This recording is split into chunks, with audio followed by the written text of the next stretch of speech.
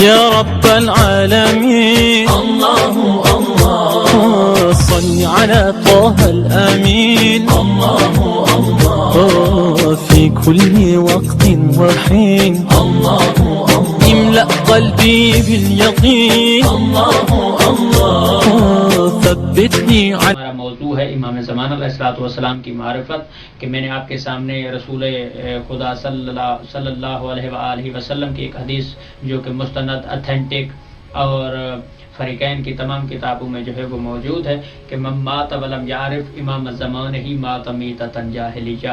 تو رسول خدا صلی اللہ علیہ وآلہ وسلم فرماتے ہیں کہ ہر وہ بندہ جو اپنے زمانے کے امام کی معرفت نہ رکھتا ہو اور اس دنیا سے چلا جائے بغیر معرفت کے، تو مات کافرہ، مات یہودیہ، مات نصرانیہ.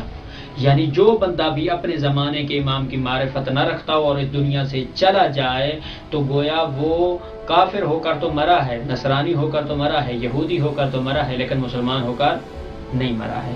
تو یہاں پر اس حدیث میں ہمارے پاس لغت کے اعتبار سے تھوڑی سی توضیح اور وضاحت کرنا چاہتا ہوں.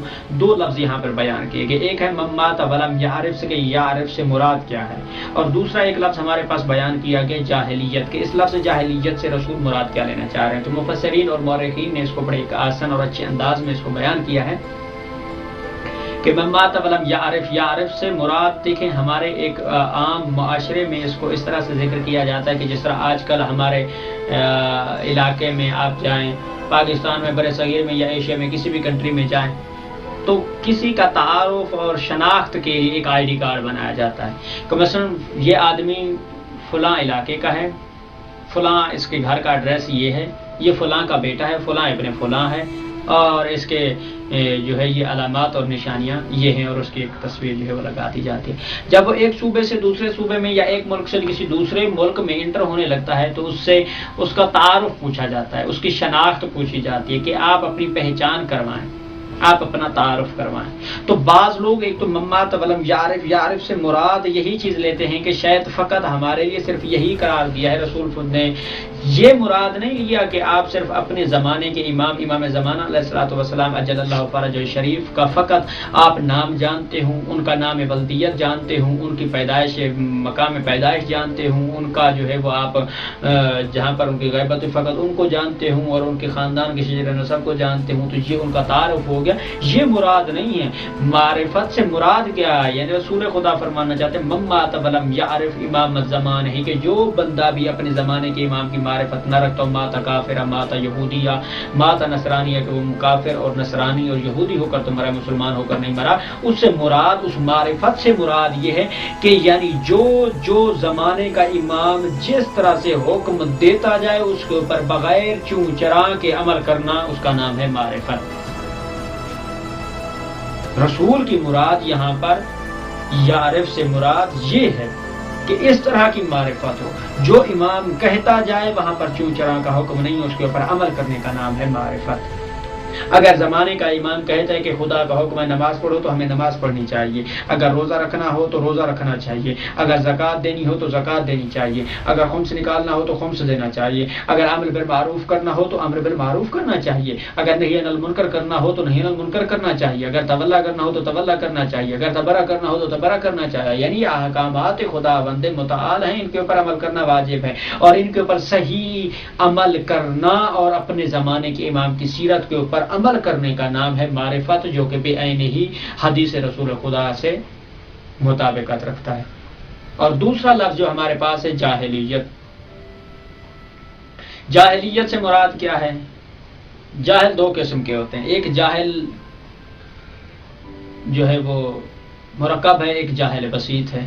ایک وقت میں ایک آدمی ہے، اس کی ایک سادہ مثال دے کر آپ کو جو ہے وہ گزرنا چاہتا ہوں. ایک وقت میں ایک آدمی اسکول جاتا ہے، وہ خواندہ شمار کیا جاتا ہے، پڑھا لکھا شمار کیا جاتا ہے کہ جناب اس نے میٹرک کی ہے، مڈل کی ہے، لکھنا پڑھنا جانتا ہے، یہ خواندہ ہے. ایک ناخواندگی ہوتی ہے کہ ایک آدمی اصلاً اسکول میں گیا ہی نہیں، لکھنا پڑھنا جانتا ہی نہیں ہے، اصلاً آشنا ہی نہیں ہے ان چیزوں سے، ایک وہ جاہل ہوتا ہے. اب یہاں پر جاہلیت سے مراد یہ نہیں ہے جاہلیت سے مراد یہ ہے کہ ایک وقت میں ایک ایسا جاہل ہے کہ ایک تو سکول نہیں گیا، ایک جاہل ہے، اوپر سے اپنی جاہلیت سے بھی واقف نہیں ہے کہ میں آیا جاہل ہوں یا نہیں ہوں.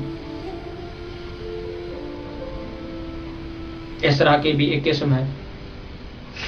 ایک خود جاہل ہے اور دوسرا اوپر سے اپنی جاہلیت سے واقف نہیں ہے کہ میں جاہل ہوں یا نہیں، اور اوپر سے اپنے علم کے دعوے کرے یا علوم جو ہے وہ پڑھانا شروع کر دے یا اپنے آپ کو عالم ظاہر کرنا شروع کر دے. تو یہ جاہلیت جو ہے وہ خطرناک ہے. اور رسول کی مراد یہی ہے. یعنی زمانہ قدیم میں جو لوگ تھے وہ ان کو پتا تو تھا کہ خدا ہے، ان کو پتا تھا کہ رسول خدا اللہ کے نبی ہیں، معجزات بھی دیکھے، تقاضا بھی کیا، اور ان کی سیرت، امانت، شجاعت، صداقت سب چیزوں کو مانتے بھی تھے. اس کے باوجود بھی ایمان نہیں لائے. یہ تھی جاہلی، یعنی جاننے کے باوجود یہ بھی جاننا. ایک وقت میں ایک انسان اپنی جاہل ہے اور اپنی جاہلیت سے جو ہے وہ آشنا نہیں ہے کہ میں جاہل ہوں یا نہیں ہوں.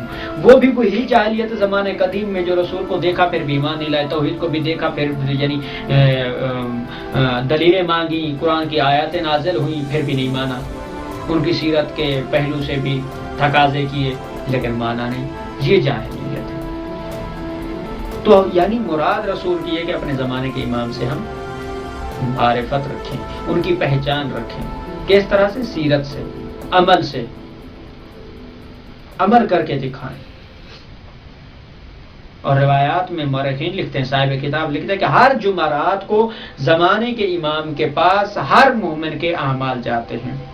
کتنے دکھ کی بات ہے.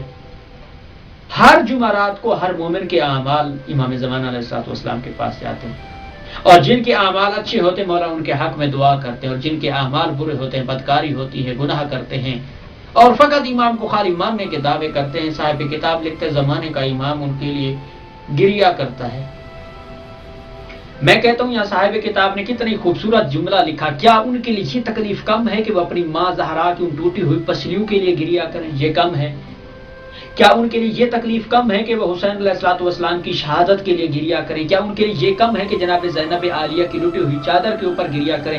یا وہ ہم جیسے نااہل بدکار گناہگار کے گناہوں کے اوپر گریا کریں؟ میں کہتا ہوں ہمارے جیتے اور زندہ رہنے کا کوئی حق ہی نہیں بنتا کہ زمانے کا امام ہمارے گناہوں کو یاد کر کے گریا کرے. ہمیں جینے کا کوئی حق نہیں ہے.